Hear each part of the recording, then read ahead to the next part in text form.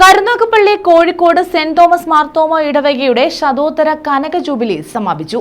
Website ഉദ്ഘാടനം, ആദരവ്, Bible കയ്യെഴുത്ത് പതിപ്പ് പ്രകാശനം എന്നിവയും നടന്നു. കോഴിക്കോട് സെന്റ് തോമസ് മാർത്തോമ ഇടവകയുടെ ശതോത്തര കനക ജൂബിലി ആഘോഷത്തിന് സമാപനമായി.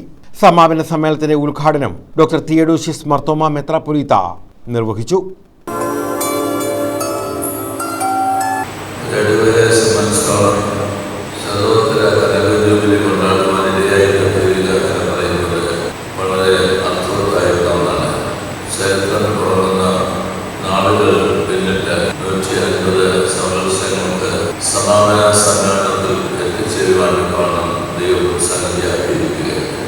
അടൂർ ഭദ്രസനാധിപൻ ഡോക്ടർ മാത്യൂസ് മാർ സെറാഫിം എപ്പിസ്കോപ്പ അധ്യക്ഷത വഹിച്ചു.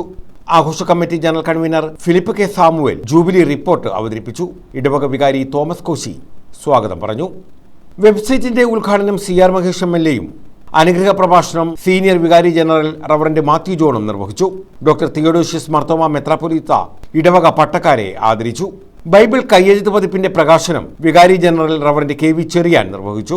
കരുനാഗപ്പള്ളി നഗരസഭാ ചെയർമാൻ പടിപ്പുര ലത്തീഫ്, സഭാ സെക്രട്ടറി EBT മാമൻ, കൗൺസിലർ നിഷ പ്രദീപ്, സഭാ ട്രസ്റ്റി അഡ്വക്കേറ്റ് അൻസിൽ കോമാട്ട്, ഭദ്രാസന സെക്രട്ടറി റവറന്റ് ബേബി ജോൺ, മുൻ വികാരി Reverend AT Thomas, Reverend K Samuel, Reverend Ranju Rajan, Reverend K Varghese Mathew, Saleem Puthukkattu, Suresh Panakkulangara, Thayyil Thulasi, advocate Jerry Yesudasan തുടങ്ങിയവർ പങ്കെടുത്തു.